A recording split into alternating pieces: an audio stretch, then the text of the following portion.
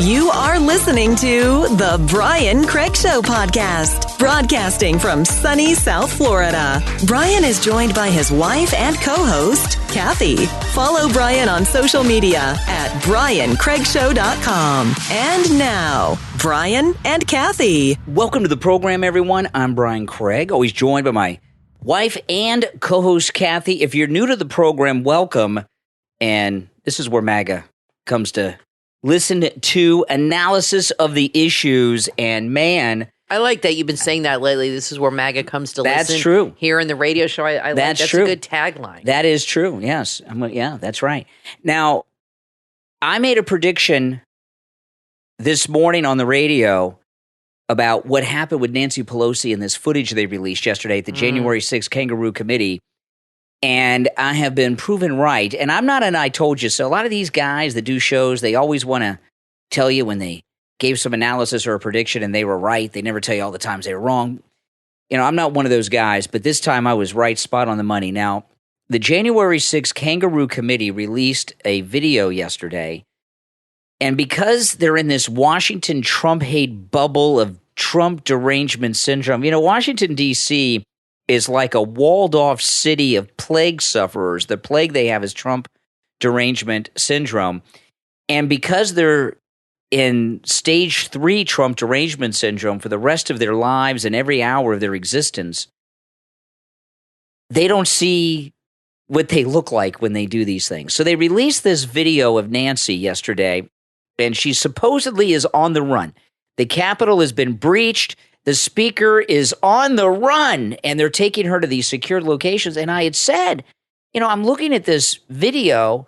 Nancy doesn't have a worry in the world. You know, she was too calm, cool, and collected, and there were some other things as well. And I have seen many an interview with President G.W. Bush, Liz Cheney's war criminal father, Dick Cheney, and many others that were around Bush and Cheney on 9/11. And they talked about what it was like when they were evacuated by Secret Service, and it was a frightening experience. Dick Cheney was at the White House. You know, Bush was here in Florida reading Mary Had a Little Lamb or Heather Has Two Mommies or something. I don't remember what it was, some children's story, which he may have had difficulty reading, but it was a picture book. I tell you. Well, he's a never-Trumper. I don't like George Bush anymore. But Dick Cheney, he said they didn't walk me out. He said they picked me up by the back of my pants and I floated out into the bunker and beneath the White House because of this attack. And the way that Nancy was strolling around on the phone, casually talking to her girlfriend. Strange. In fact, remember when Trump... It seemed a little odd. Remember when Trump was in the White House and they had those protesters outside when he... And they rushed him into the bunker? Remember, wasn't that the day of the Bible thing? There was a day... And he said they took him, boom, downstairs. He said he had no choice. Yeah, and if you remember, there was a day once, President Trump had a press conference outside at the I don't remember if it was outside or inside, but President Trump had a live press conference, and because of the protesters, the Secret Service removed him from a live televised press conference. Remember that? And all this. And so Nancy just seemed very casual. And there were some other things too, which I'll talk about. Around.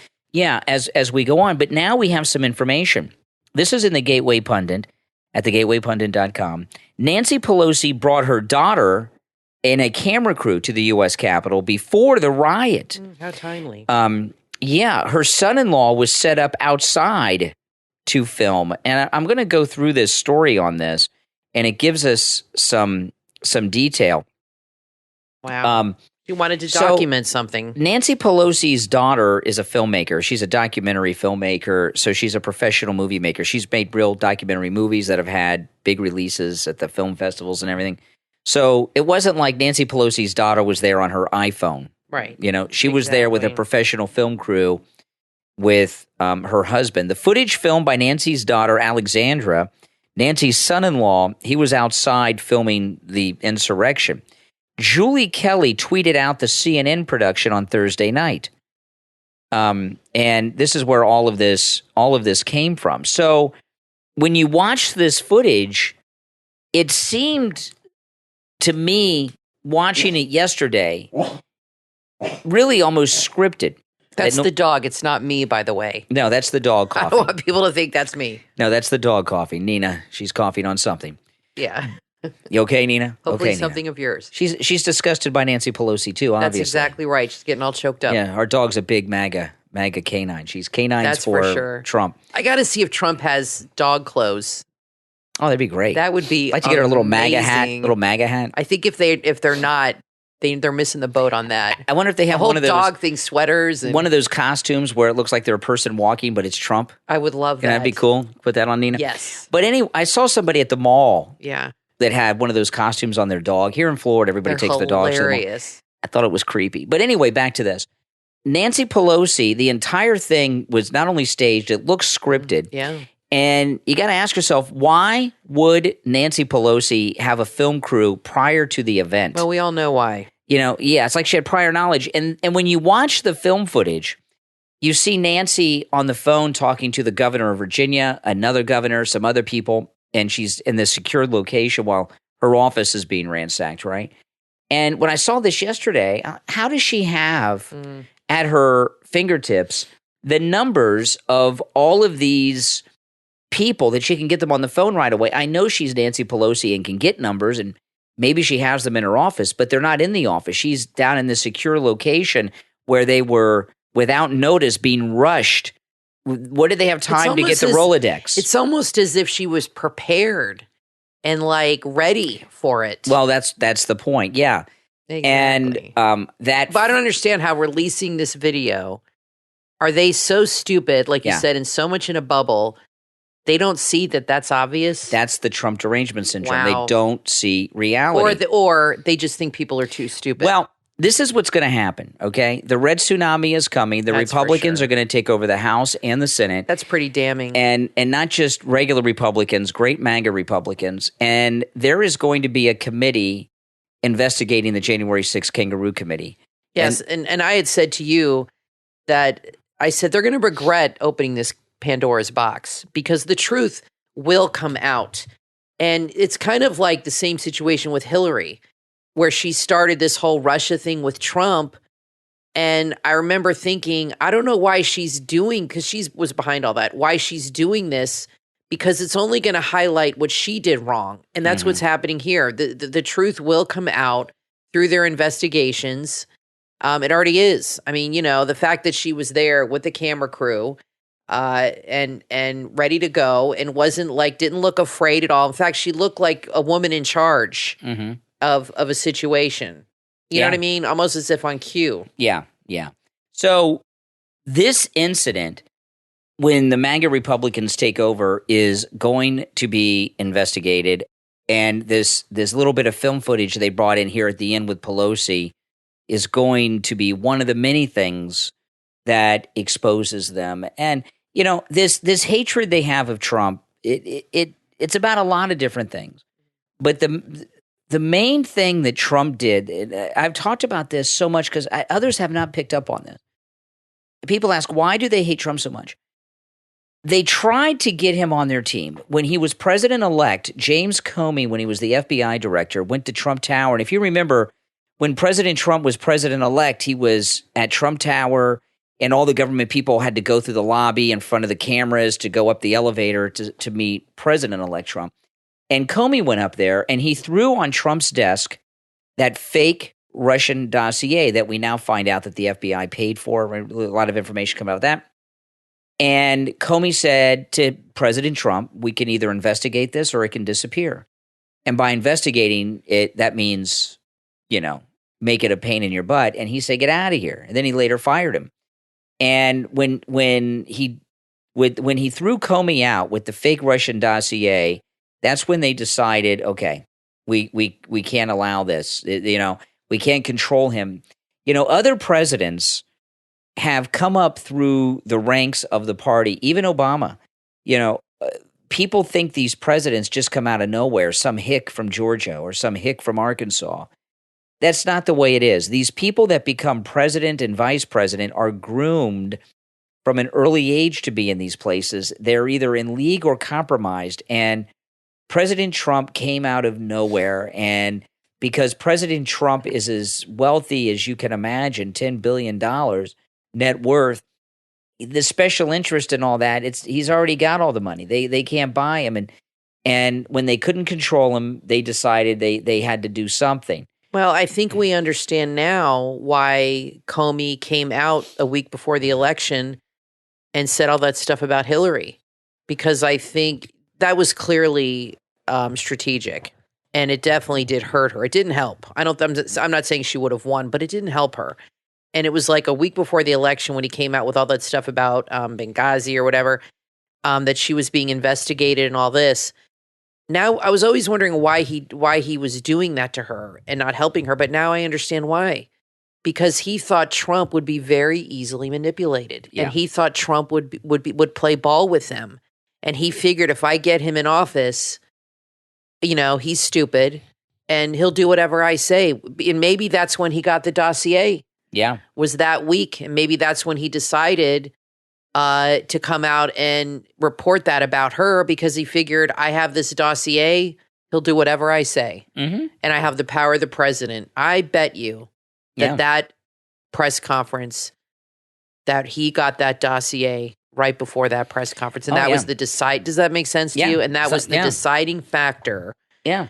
With him doing that. Now, I always wondered why, but now it's all making sense. There's a lot of other things that they hate Trump for, but that's when it really turned. Now, a listener messaged a video to us earlier today, and I did watch it, and it's an interview by the Young Turks of Tulsi Gabbard, and I just posted this video. It's a YouTube video. It's an interview the Young Turks did about 3 years ago. About 3 years ago with Tulsi Gabbard. I tweeted this just a moment ago, and if you go to my website, briancraigshow.com, you can find links to my social media pages there at briancraigshow.com. And Kathy and I watched this interview earlier today. I may play clips of it on the radio sometime next week. Or I may not. I don't know. Tulsi Gabbard, I don't trust her. We've talked about this a lot. But this interview from 3 years ago. Yeah, it's on the Twitter and on your Facebook group. Yeah, she's talking about the importance of putting the fossil fuel industry out of business and moving to a totally green economy. Completely out of business. Yeah. And she talks about ending subsidies for oil companies. I think what she means is don't let them take tax deductions and bankrupt them and force them out of business. And to put the oil companies out of business, forcing us into green energy, which can't power our lives. And she's liberal on gun control. She's talking about an assault weapons ban. This is 3 years ago. She's talking about not siding with Israel against the Palestinians that have been attacking Israel forever. And it really exposes her. And, one of the things, it's hard to figure out Tulsi Gabbard. But I do know this, after watching her this week, watching this interview from 3 years ago on the Young Turks, she stands for nothing. Well, I think, and he had said to her, and she was very liberal in this interview, and then he had said to her, he mentioned how she made some transition, and I don't mean like a gender reveal transition or a gender thing, that she politically made a transition. So was she a conservative? And she even said, she was anti-gay marriage. And she said, I've apologized for that. Yeah. Here's the deal with Tulsi. She is a very difficult politician to elect because she's very confusing in her views, and she's always been that way. And usually you have somebody on the right who has the views on the right, and you have somebody on the left, and people that are independent are more all over the place. And she's really all over the place. She'll sit there and say things about the Middle East and things about climate change and the oil industry that are very radically left. But then in the same breath, she'll say things that are very, very conservative. And she's a confusing person to listen to. And I think what has happened is she did run for president. She wants to be president. She's very ambitious. She wants to be the first female president. She's young. She's got a lot of time on her hands and a lot of years ahead of her still. And she knows she's not going to win in her own party. And she's basically, they're done with her. So now I've realized her whole motivation. It's really not some big plot to help Trump or not help Trump. It's to help herself. Yeah. She's like Charlie Crist. She's the Charlie Crist of the nation. She is now embracing MAGA, embracing the MAGA platform, because she feels that's the best way to get her into the White House. Well, and that's what she's doing. She was in the House of Representatives. You're right. She has no convictions. And she wanted to become the senator from Hawaii. Yeah. And that didn't happen for a bunch of reasons that I don't know all of them. But that failed.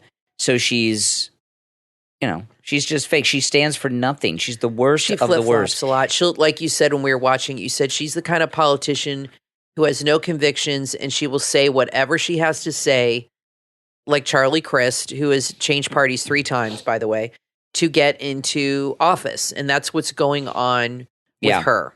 So she says all the right things. She's a nice little pretty package, and she's very polished, and she's, and she's very good on camera. Yeah, like Pence. Extremely confident. Yeah. Very well spoken. She's not like Senator Scott, who can't put a sentence out without stumbling over 10 words. But, I like him, but he's not a good spokesperson. She's very well spoken and polished and poised and everything.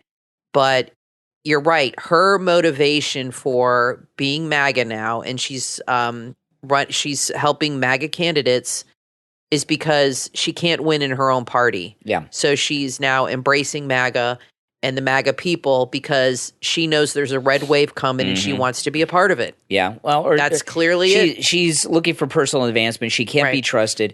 And here's the thing, okay? One thing I think we can agree about with Tulsi Gabbard is we don't know what she really stands for. No one does. No, she's very confusing. Why, for the life of me, people are thinking about her running with Donald Trump? We have so many great people like Carrie Lake and Kristi Noem and Ron DeSantis here in Florida and others. Yeah, Kristi Noem would be good. We have so many good people on our bench. Why bring out some fake Democrat who no one trusts? It's just stupid. It's just stupid. Now, listen, we're going to take a quick break. When we get back, there's a lot more to talk about. Don't go anywhere. I'm Brian Craig, always joined by my wife and co-host Kathy. We'll be right back.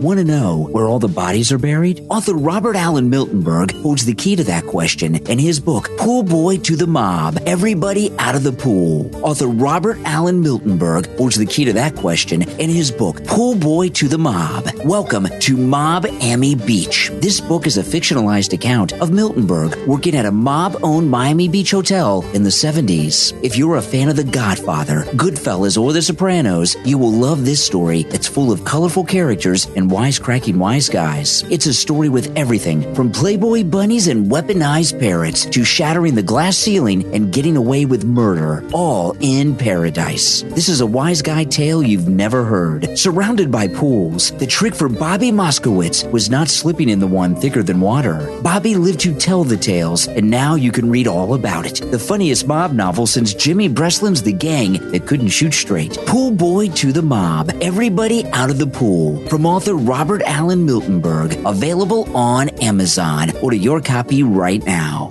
It's time to vibe with a purpose. Vibing with Purpose is an Etsy shop that wants to speak to your soul with items that are perfect for all occasions and holidays. And everything is meant to spoil and pamper you. Online at etsy.com/shop/vibing with purpose. You will find something that speaks to your spirit in their spiritual healing shop that allows you to be taken care of. Make sure to check out their amazing sprays, accessories, home decor bath salts, their self-care gifts, candles, crystals, ritual boxes, and so much more. Don't let bad vibes weigh you down. Let Vibing with Purpose lift you up. All orders are shipped fast directly to you. Shop now and receive 30% off when you use the code SAVE30. That's SAVE30 to get 30% off. Etsy.com/shop/vibing with purpose. If you're a fan of stories that make you afraid to turn the lights off at night, then you will love Moonless Nocturne, Tales of Dark Fantasy and Horror. From attorney, former Air Force officer, special agent for the Air Force Office of Special Investigations, and Bram Stoker award-winning author, Hank Schwabel. Moonless Nocturne is a chilling set of 10 tales that offers an exquisite and impressive showcase of the author's talents that are sure to entertain and intrigue readers who love a good thrill. With an introduction by the iconic F. Paul Wilson. Moonless Nocturne is a gourmet platter of both red meat and rare delicacies, not only for aficionados of horror, mystery, thrillers, and suspense, but any connoisseurs of fantastic fiction. It's inventive and original. This collection has already been optioned for television and film by Lone Tree Entertainment and is certain to appeal to fans of King, Barker, Matheson, and Jackson. It's not the dark that should scare you, it's all the things that lurk there. Order your copy right now on Amazon or wherever books are sold. Moonless Nocturne, Tales of Dark Fantasy and Horror, from author Hank Schwabel. You are listening to The Brian Craig Show podcast, broadcasting from sunny South Florida. Brian is joined by his wife and co-host, Kathy. Follow Brian on social media at BrianCraigShow.com. And now, Brian and Kathy. Welcome back, everyone. I'm Brian Craig, always joined by my wife and co-host, Kathy. I'm sorry to keep bringing up stories about Tulsi Gabbard, but I just saw another one. And, I'm gonna share this with you in just a moment. You got a crush on her, don't you? No, listen, we have got the most important political movement of our lifetimes going on right now, the MAGA movement with Trump, okay? We don't want any Democrats coming in to our movement and screwing it up. Listen to this. This is in the New York Post.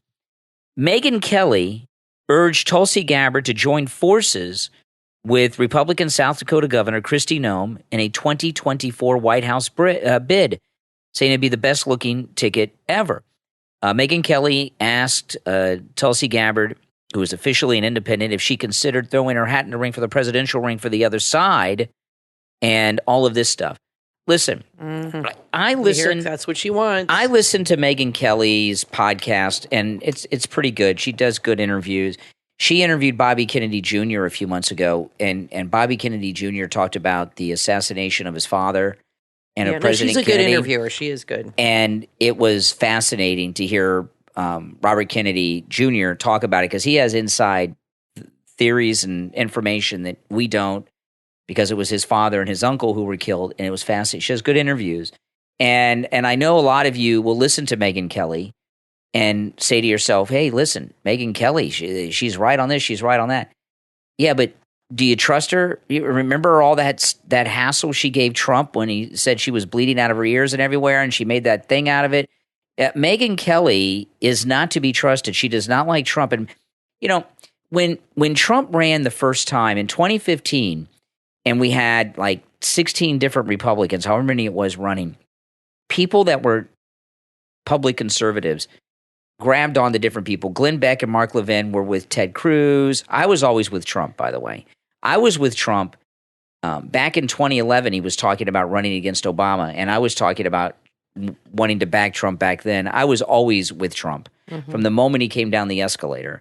But a lot of high-profile Republicans like Levin and Glenn Beck, they got with Ted Cruz or this Republican or that Republican, and some careers were seriously damaged by that. I believe Glenn Beck, I know he's around, but he's not the relevant person he used to be himself. Well, Well, no, he's never recovered from it. Mark Levin came around, and Trump has said good things about him. I always got my eye on him, though. I don't trust Mark Levin. This great one thing is obnoxious.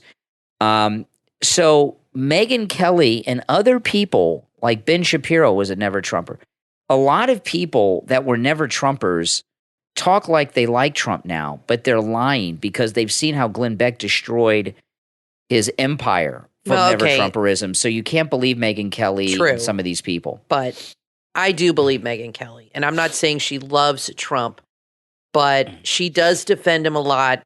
And that's all that matters to me. I don't really care how she personally feels, and I don't care what her motivations are. She's not running for office, but she is getting the message out, and she's extremely effective to me. And, when all that was happening with Trump, she's a big feminist. I mean, she supports her husband, for God's sakes. I mean, he has no job. She's the moneymaker. She's the alpha male. Yeah. She's extremely confident. Her husband's a bum. She's like He's a guy, and she was really embroiled in that Me Too, Roger Ailes at the time. So that was where her head was at when all that was going on. I think she has softened to Trump. She's extremely conservative. I do know that. That I know is not an act because I used to watch her show religiously, and she was like the female Tucker. And even more so, she's very conservative. And now that she's on her own, she doesn't hold back. And I like her. I watch her show on YouTube. I think she's great. But, I don't agree with her with Tulsi. So even she's drinking the Kool-Aid. Well, she doesn't like Trump.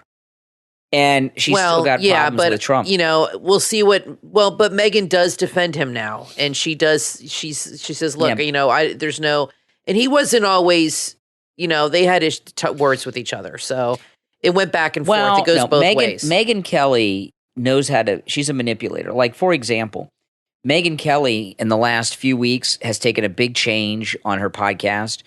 And she talks about people that are celebrities in the news a lot. She's doing what Candace Owens does. And what she's doing is she's talking about celebrities and trolling celebrities that are involved in celebrity controversies to inject herself into the celebrity media culture so people will find her. She was in the cover of the Daily Mail the other day, front page. I'm not saying it's not smart. I'm not saying it's not smart. But what I'm telling you is she pretends to support Trump, even though she personally hates him, because she knows that it's good for her podcast if people think she's MAGA. I don't care. Tucker might hate Trump, okay? You don't know. And it doesn't bother me.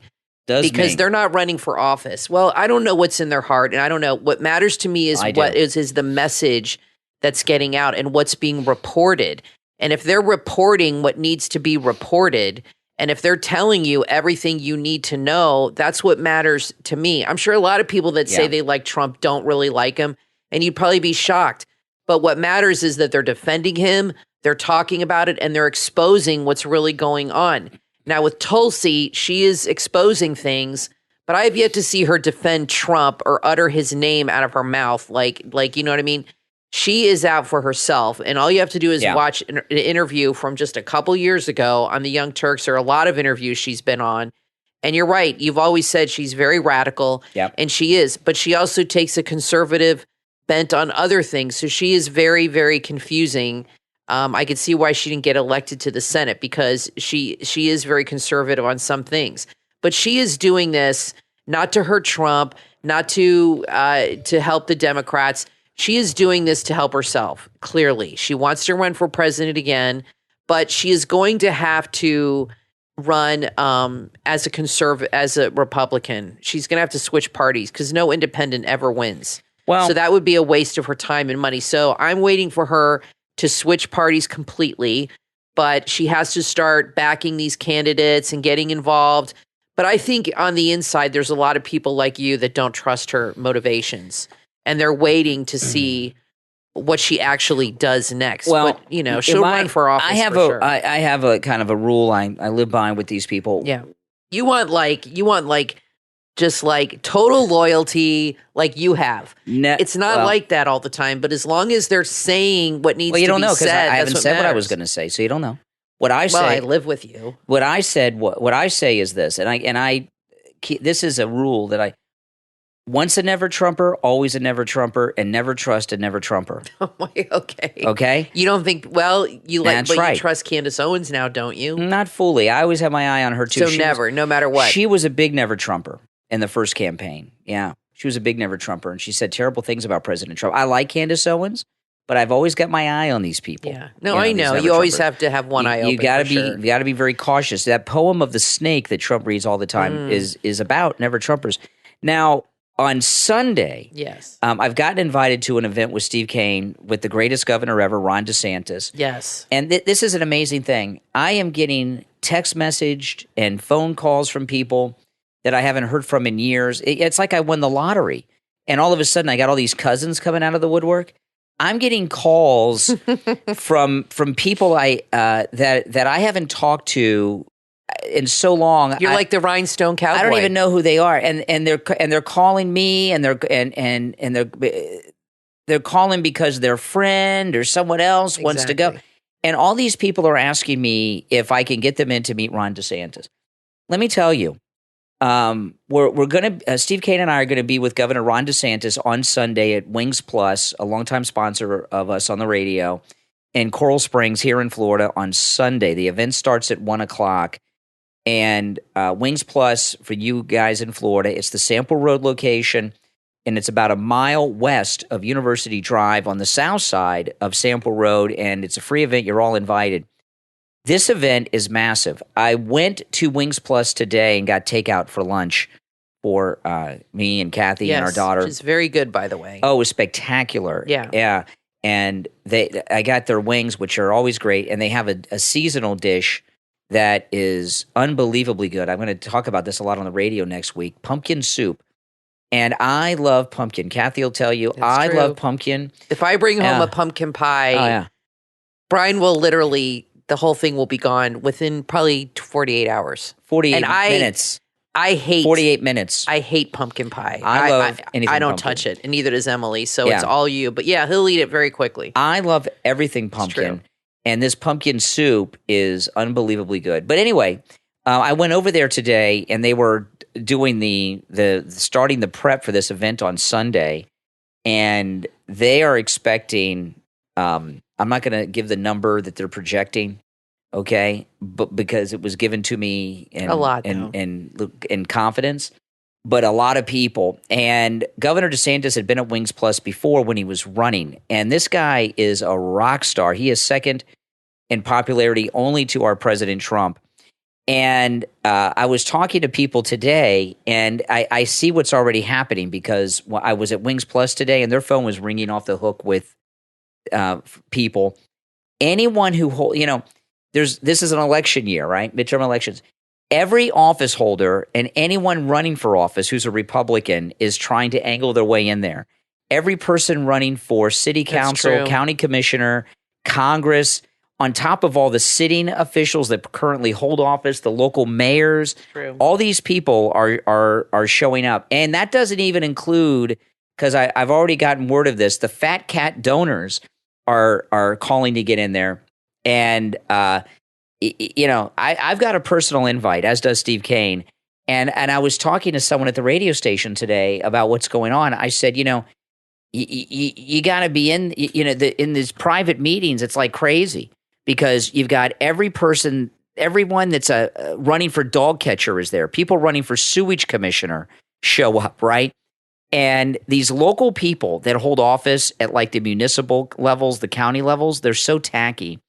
And any of you that have been to political events, nobody knows who they are, right?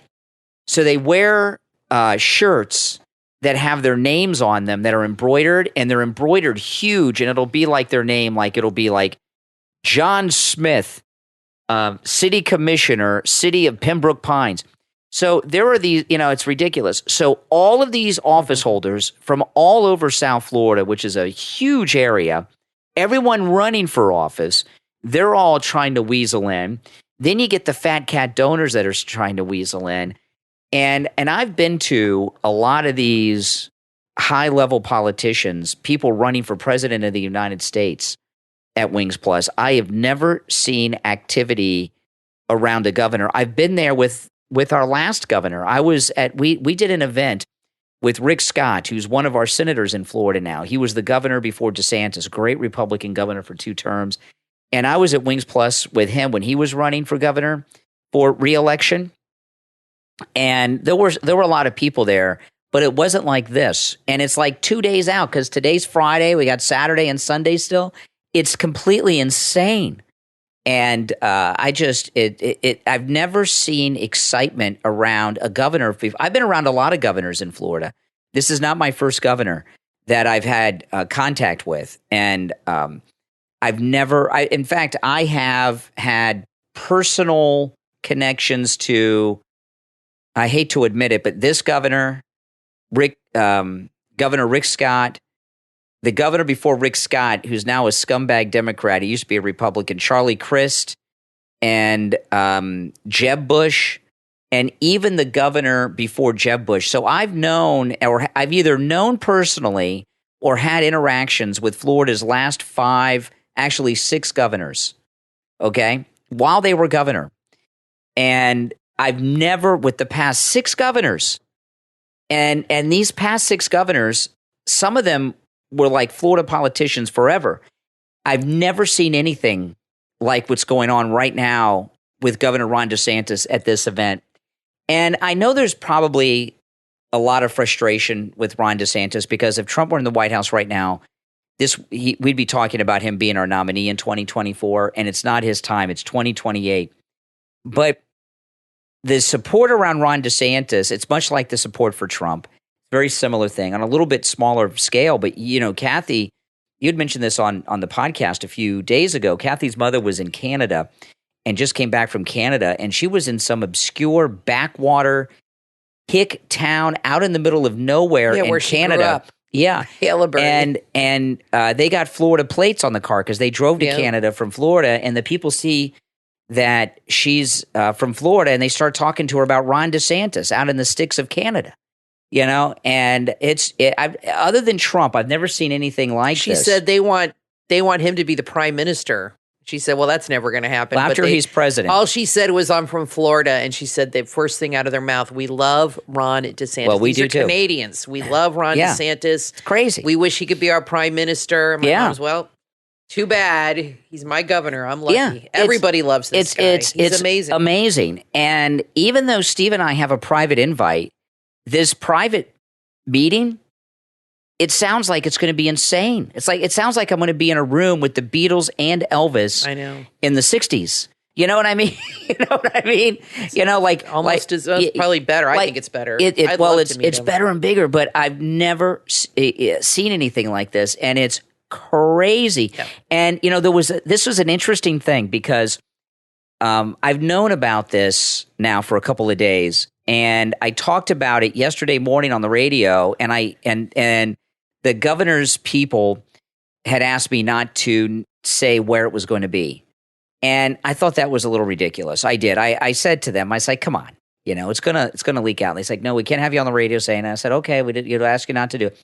So I didn't do it. And by the way, they thanked me for not doing it after the show, which is amazing, which means they're listening. And which is cool, isn't it? They said you did exactly what the governor wanted exactly. you to do. That was pretty exciting. Kathy and I were down in Miami yesterday, and I got a text message, and this is a text message I'll keep for a long, long time. And it says, great broadcast today. You did exactly what the governor requested.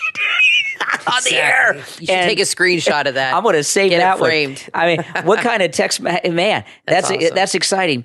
And I thought it was a little ridiculous that they didn't say where it was going to be until today. They wouldn't let me do. And now I know why, because it is a complete madhouse, and it's not just all these people that are trying to angle it in. It's their brothers and their sisters and their cousins and their coworkers. Everybody's trying to get a contact. Mm-hmm. And I can see how it's going with me. I'm getting text messages from people telling me, well, when can I meet you? Okay, what about this? What about that? It's so insane. And, Ron DeSantis is amazing. And if I speak to the governor, which I plan on doing, I'm not going to have much time because I'm going to have all these people that I'm talking about. I know what I'm going to wear. I am going to wear my MAGA hat, and I've got a few Ron DeSantis shirts, but I'm going to wear the Ron DeSantis shirt that I'm wearing today. I wore this. Don't you have a Ron DeSantis hat?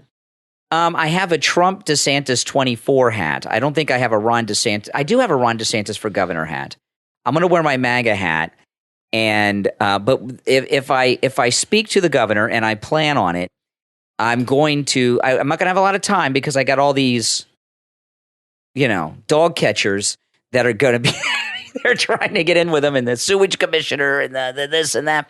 I'm just going to say to him, thank you for everything you've done for Florida. I mean, that's it, and it's a funny thing because I talked to some other people and they said, yeah, that's what I'm going to say to him too. Thank you. How many people are going to ask him if he's going to run for president? Everybody. He's not going to answer. No. And I wonder what he'd say to that, because I'm sure he gets asked that a lot. Yeah, and this thing about saying thank you to Ron DeSantis. If you remember when Hillary Clinton lost to President Trump, the Democrats had this thing where they would go around to Hillary Clinton and thank her for what? I mean, she has done nothing in her life other than slander and destroy the lives of women who were victims of her husband's sex attacks. But when it comes to Governor Ron DeSantis, what I'll be thanking him for is saving Florida during the shutdowns and lockdowns. That's one. I mean, what he did was amazing. And what he has done with this hurricane that hit the Gulf Coast of Florida is historic in nature. This hurricane that hit the Gulf Coast, hit Fort Myers and all of those areas, was the fourth worst hurricane ever to hit the state of Florida. And there were two islands off the coast, and one, Sanibel Island's a few miles out. The bridge to these islands was damaged. And very pretty place. Yeah, and I remember a day or two after the hurricane, they were there saying this is going to take months to fix. Governor DeSantis at the beginning of the week had bridges already running from the mainland to these islands, taking semi-trucks of supplies to them. In 3 days. 3 days. It's amazing. Built up It's amazing. the one area, and he had Publix there, which is the main grocery store. Yeah. And I saw it on TikTok, and he had all these trucks coming over because somebody had like a drone footage of it, and the bridge, this one area of the bridge built up, fixed so the trucks could get through, bringing tons of, probably half a dozen Publix, huge semis, bringing in food and water and all these supplies. It's amazing. And they got the power up to 99% of the people in a week. That is unheard of because I've been through every hurricane since I've lived here for 52 years, except Andrew. I was in college when that happened. But, and that hit Miami. I was in Fort Lauderdale at the time when I was living. But anyway, at the time. But all the hurricanes I've been through when we lost power, at least 2 weeks till you get your power back. Oh, yeah. And that's because of DeSantis and Rick Scott, because what Rick Scott did is after Wilma, he went around the whole state and redid all the power lines and reinforced them, changed all the poles, cut back all the trees, had the trees were constantly being clipped away from the power lines, put some underground, and he really set the stage for future hurricanes. So DeSantis went in right away. They had FPL trucks, like hundreds of trucks, ready to go, and they all had power within a week. That's amazing. It's there amazing. was so much damage there. I mean, the whole town was destroyed. I've been going through hurricanes since, what year was Andrew? 92. 92. I think. That was my first I was 22. major hurricane. It was 30 I years went ago. through. Yeah, 92. That was my first major hurricane in Florida. Yeah, that was a big one. And I had my electricity knocked out for a week and a half. And that didn't even hit Fort Lauderdale. That was a Category 5, though. And through all the hurricanes we've had, I've never seen the community get back up and running anywhere near as fast as Governor DeSantis did over in the Gulf Coast. Yeah, and he's amazing. So, he's amazing. I'll just say thank you, Governor DeSantis, for everything you've done for Florida. And his wife raised $40 million in a week. I donated to her fund. Yeah.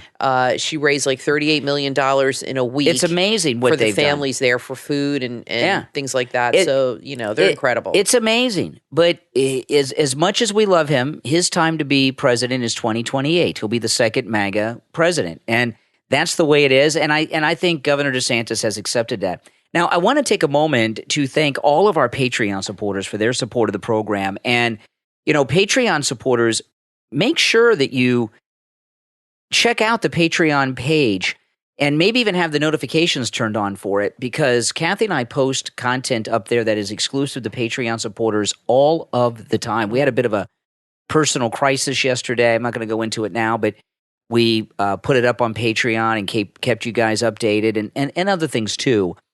And if you're a Patreon supporter, you get access to all of that exclusive content. And not just our personal emergencies we had like yesterday, but there's a lot of content we put up there just for Patreon supporters. If you would like to become a Patreon supporter, there's a link to my Patreon page in the description of this episode. But just go to my website, briancraigshow.com, briancraigshow.com, and there you'll find a link to our Patreon page. And our top Patreon supporters get a live on-air thank you shout-out on each and every episode. So the names you will hear now are our top Patreon supporters. I want to thank Andrew and Connie, Christine, Gary. I hope to see Gary tomorrow. Gary lives not far from Gary Wings and Plus. Irma. No, this is another Gary. Yeah, Coral Springs Gary. This is Coral Springs Gary. Gary and Irma are going too. I know a lot of Garys. You do, I guess. I know. Yeah, it'd be good if Gary went. Gary from Coral Springs. Yeah, I know. We've got Wisconsin Gary, English Gary. You'll have to ask him. And text Gary him and in find Coral out. Springs. No, but Gary in Coral Springs, he is one of our top Patreon supporters. Thank you. I bet he'll be there. ETW, Chuck, D, Pamela, Rick, Nick, Wesley, Macho, and Rome, Wisconsin. Thank you all for your support. All right, listen, we're going to take our last break of the program. Come back. There's more to talk about. Don't go anywhere. I'm Brian Craig, always joined by my wife and co-host Kathy. Back after this. Psychological fiction and horror fans, you won't want to miss the haunting stories from the book Sun, Moon, and Three Less Stars from author Khalees, available on Amazon. Sun, Moon, and Three Less Stars features 3 short thriller stories in a screenplay graphic novel format. Experience the thrill in an exciting new way by reading and seeing the stories unfold. Your eyes will be glued to the page. Head to Amazon right now and order your copy of Sun, Moon, and Three Less Stars by author Khalees. Add some love and healing to your podcast playlist by tuning into High by Jenny T. High stands for Healing in God's Hands, a podcast about healing through prayer and praise. In each episode, Jenny T creates a safe space where she hopes to uplift and encourage you to heal and grow. Featuring insights from Jenny T's life and the stories of others, High lets you know that you are never alone. You deserve time for reflection and healing. Listen to High by Jenny T on Apple Podcast, Spotify, and YouTube. Would you like to improve your mental health? Find a purpose in life? Stop being stressed and depressed all the time and find your true self? Of course you do, but don't know how or even where to begin. Then the book from author Raphael Sarence, 25 Silver Rules for Mental Health, can help you do that and a lot more. People want to change themselves every day, but they're waking up with the same tasks, interacting with people with the same word stock, and looking at things from the same angle. You will be able to put a stop to that. Find expert tips on improving your mental health. You will find guidance to finding your true self. Learn how to take a look deep inside yourself and your mind. Find the key to harmony of the mind. Unlock the secrets of mental health and bring a balance to your life. You will learn to change your mindset. Discover how to affirm the infinite power inside of you. Find the necessary words that will guide you through your life and start changing your mind today. Stop looking at things from the same angles and embark on a journey and discover your true self and find a purpose in life. Order your copy right now on Amazon. 25 Silver Rules for Mental Health from author Raphael Sarence. Available in Kindle and paperback. You are listening to The Brian Craig Show podcast, broadcasting from sunny South Florida. Brian is joined by his wife and co-host, Kathy. Follow Brian on social media at briancraigshow.com. And now, Brian and Kathy. Welcome back, everyone. I'm Brian Craig, always joined by my wife and co-host, Kathy. Stephen Crowder on Twitter, he just tweeted a little while ago. Serious question. What is Joe Biden's biggest accomplishment since he took office? And he does not have a single positive accomplishment. You know, today I was driving to Wings Plus to go check out the venue for the governor, and there was a truck in front of me. It said 2020, the year everything turned to, and then the S word, you know. And that's very true. And I was telling Kathy, I said, could you imagine what would have happened in America if COVID would have hit with Biden in the White House? Biden has wrecked the economy when everything's up and running. But he thinks he's doing a great job. I mean, because he's senile and has Alzheimer's. He's on another planet already. And I believe that they hide a lot of things from him. And I believe he's a pathological liar. I mean, we all know that. And he lies to himself on top of everything else. And I think he pats himself on the back all the time. And even though inflation's at record highs and people are skipping meals and eating ramen instead of like steak dinners, like they were under Trump, eating those Trump steaks, he thinks he's doing a bang up job. I mean, he's doing such a great job with his kids. Listen to this. So why not? Listen to this. This is interesting. So that Stephen Crowder tweet, that was an hour ago. Yeah. Right? Listen to this. Okay, so there was the one I just read. I was looking through my Twitter feed and found something. So this is an hour ago from this moment in time. Stephen Crowder, serious question. what is Joe Biden's biggest accomplishment since he took office? And I went through my feed here on Twitter, people I follow, Buck Sexton. This is a tweet from Buck Sexton 5 hours ago, so 4 hours before Steven Crowder's tweet. Here's a fun exercise. What is Joe Biden's biggest accomplishment since January 2021? So did Steven Crowder steal that from Buck Sexton? I'm guessing he did. Or is there some kind of trend going on here? No, I'm guessing he did. That happens sometimes. People see something and they're like, oh, he should have just like, you know, unless they think alike, but he should have just answered in his thread. You know, this thing we were talking about in the first segment with this camera crew, you know, that comment where Nancy Pelosi is on film, because now we know it's a professional film crew, saying she wanted to punch Trump out. Mm-hmm. Yes. You know? Classy lady. Her husband drives drunk. She goes around making threats. And there's quite against a pair. Presidents. Goes to the hair salon without a mask during mask mandates. I mean, these are lovely people. Yeah, she made a physical threat against the President of the United States. Yeah, but she's okay. But you know, that line that she said, she wanted to punch him out, come down here, I want to punch him out. You know, that was scripted. That's not something she just thought of off the top of her head. That was like a planned comment, like when she planned tearing up the State of the Union. Mm-hmm. And, you know, when she tore up the State of the Union, if you go back on YouTube, watch her while President Trump's speaking, and she has the State of the Union, which is many pages long, and she separates the pages into two stacks, and then she ripped them. And she obviously rehearsed that and knew that if she had all of them at once, she wouldn't be able to rip. Yes, that's right. So she separated them so she could rip them up. Had the right number. If there was one whole stack, she wouldn't be able to get them ripped up, and it would look foolish. And it tells you she rehearsed that. She rehearses everything. And I cannot wait. I cannot wait for these Republicans to take over. You know, typically Republicans take over and they're all talk and nothing happens. But these are MAGA Republicans. It's amazing because we were watching Rob Schneider, who's a very funny comedian, on Fox and 4. We watched a rerun. We didn't watch it live. And we watched it on YouTube. And I put it in your Facebook group. He lived in San Francisco. I don't know why he ever moved there. He's a big conservative, but he lived in San Francisco. And he said that he had potted plants outside his house. I guess he lived in the main city. And he said that they told him to remove the toilets out in front of his house. And he said, toilets? They said, well, the potted plants, the bums use them as toilets, literally. So they had to remove the potted plants on the street in San Francisco. And I got to tell you, I was in San Francisco in 1983. I went for vacation with my family the summer before 8th grade. And we were there 2 weeks. We went to San Francisco, San Mateo, all around there. And I thought it was a beautiful city. Amazing food. I loved it. I was like, this is a great place. We went to Alcatraz, which was so cool. I remember that vacation very well.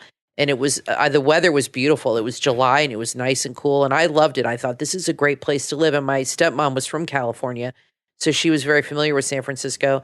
Now it's a complete S-hole. It's like Trump calls those countries that are S-holes. He can throw San Francisco into the mix, literally, because you know, I was talking to Emily about this, and maybe when we do the Patreon-only podcast with Emily, we can talk about it.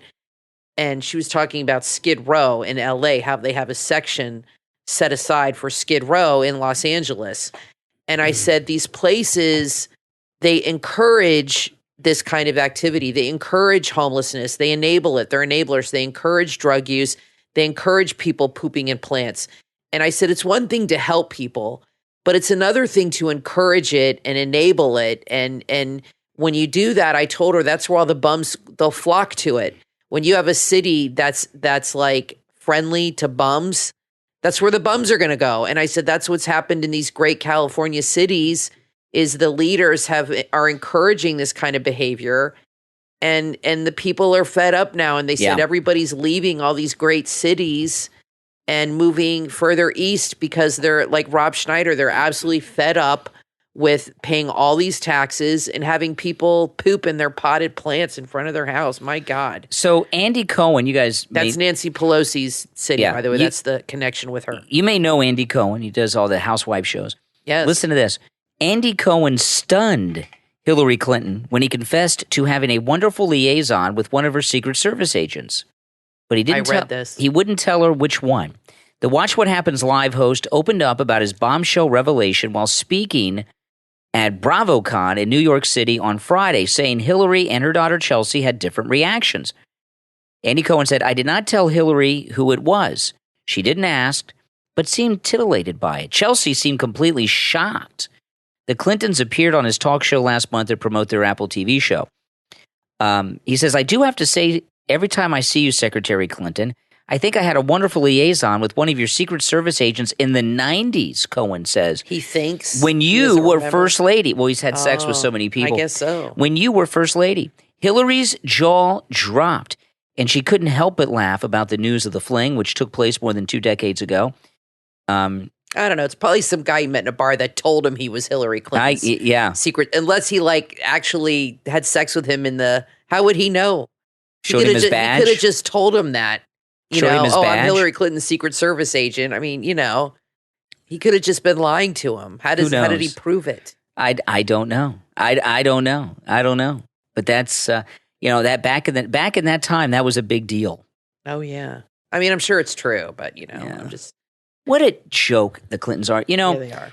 When Bill Clinton was president. Well, that goes without saying. I remember when he first got elected, Democrats were so excited because he was the first president who had protested the United States, and he protested against the United States at anti-war protest in Europe, not just in America. And there was a story I used to hear all the time, and I don't think it was ever debunked, but you don't hear about it anymore.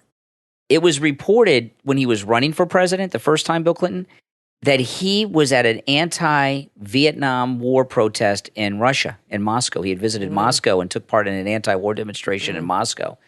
And, to have protested against the United States on foreign soil and then to be president, liberals just embrace that because they think protest is the highest form of patriotism unless you're MAGA. And then it's treason. It's just crazy. But, this is the thing. This thing about this. This anti-American protest movement has been going on by Democrats since the Civil War. And I've heard many a Democrat say protest is the highest form of patriotism. I've heard so many Democrats say that. I've heard Mike Pence say that. Yeah. And when Republicans do it, conservatives do it, MAGA do it. It's dangerous. It's criminal. It's treason. You should go to prison and all of these things. They do put him in prison. They just don't get it. No. They just don't get it. And they'll never get it, and they'll never understand it. But we all know, don't we? We know. We know. We get it, and we don't need to explain it to them. That's why there's going to be a big red wave. I can't wait for the election. It's only 2 or 3 weeks away. Well, it's pretty exciting. The Democrats have made so many mistakes. Their party has been wrecked. This transgender stuff has just gotten so ridiculously out of control. I had a guy call me on the radio today. His kids go to school here in South Florida, and they had cross-dressing day at the school recently. And I had said to him, it was for the students cross-dressing day. I said, this month is Halloween, and when I was a little kid in school, they used to let us dress up in our Halloween costumes, but most schools banned dressing up for Halloween decades ago. And I wonder, and I asked him, I said, well, the school has cross-dressing day. Do they allow the kids to dress up for Halloween? And I bet you they don't. But dressing in the opposite gender, that's okay. When you were in high school, they didn't have a week of dressing, different themes? Yes. We had, it was Spirit Week or Senior Week. Senior Week, yeah. And only the seniors could participate because I was all excited. I couldn't wait to do it. And every day, it was for a week. It was Senior Week. And that was a fun time. And every day was a theme, like Nerd Day and whatever. But I don't think they had cross-dressing.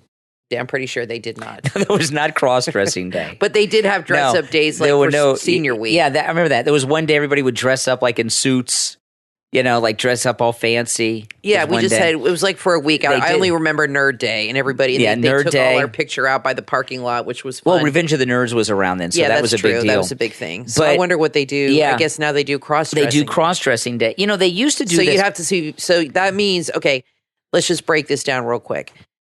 seeing girls dressed like guys is no big deal. Like they wear pants and trousers, but I wonder what the guys do. They wear heels and mini skirts, and put in fake boobs like the teacher in Canada. Sure, why not? I have a theory on that teacher in Canada, and I have a connection because my cousins went to that school, Trafalgar, which is a very fancy school in Oshawa, and my cousins went to that school back in the 80s.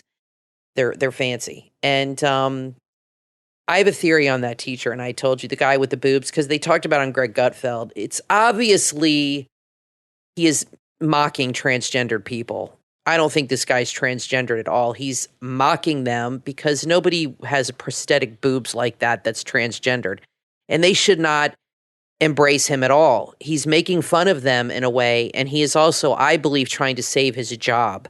I think that he was about to get fired, or his department was about to be cut for budget cuts, because why would they have wood shop at an all-girls school? That doesn't make sense. You know what I mean? I don't know. Maybe they were going to cut his department, but I think he was afraid for his job for some reason, and he pulled this stunt to save his job, because now that he's come out as transgendered with these ridiculous prosthetic breasts, they're afraid to fire him now. In fact, they're embracing him. Just the fact that they showed pictures of him, just the fact that he's wearing these huge prosthetic breasts in wood shop is like a safety hazard. If you see him working the equipment, it's not safe. And Greg Gutfeld made that point. He said this cannot be safe in the wood shop with the jigsaws and all these things with these huge boobs. Seriously, it's are not they a joke. Balloons? What are they? Water balloons? What's They he got look in there? they look like they're hard, like they're made of plastic or something. I mean, that's how they look around. It's pretty crazy. Well, but I think he's trying to save his job. There's a history of this. He's mocking the transgender movement, and he is capitalizing on it. They should not embrace this kook. I'm sorry, he's a kook. There's a history of this, and Ellen DeGeneres did this. When she had her ABC sitcom, she was not out of the closet. And she came out of the closet right as ABC was about to cancel the show. And the reason she came out of this was talked about a lot at the time. The reason Ellen came out was to try to save the show. And she actually did save it for another season. Yeah. She was afraid they were going to fire her, which they ended up and they didn't do canceling. it. And I cannot remember the name of the guy now, but a few years ago, there was a basketball star who came out as gay, who was having a hard time getting picked up by a team. Yeah, like Leah Thomas, the swimmer. That's why he did it, to get on the team. Yeah, and he was in college. He was trying to get an NBA spot, and he wasn't that good. He came out as gay to dare them not to take him. Exactly. That's what I think happened And here. there's been others that have done this. They use these things. Now, listen, we're all out of time for today, but we'll be back next time. I'm Brian, always joined by my wife and co-host Kathy. We'll talk to you next time. A chilly breeze ruffles the trees as you breathe in the scent of freshly fallen leaves and pine. The aroma of crisp leaves under your feet as you stroll through the woods at the beginning of autumn. It's the smell of October, a feeling of whimsy and comfort. Perfumes don't have to be limited to scents you see in department stores. Potion Street Perfumes, that's all one word, on Etsy.com, brings you scents that will transport you to wherever your dreams take you. Savor the feeling of October, relish in the scent of spring, and enjoy more conceptual fragrances like the chilling scent of ice and the whimsical smell of mermaids. Shop these perfumes, scents, and more. Just go to Etsy.com and search Potion Street Perfumes. That's all one word. Potion Street Perfumes on Etsy.com.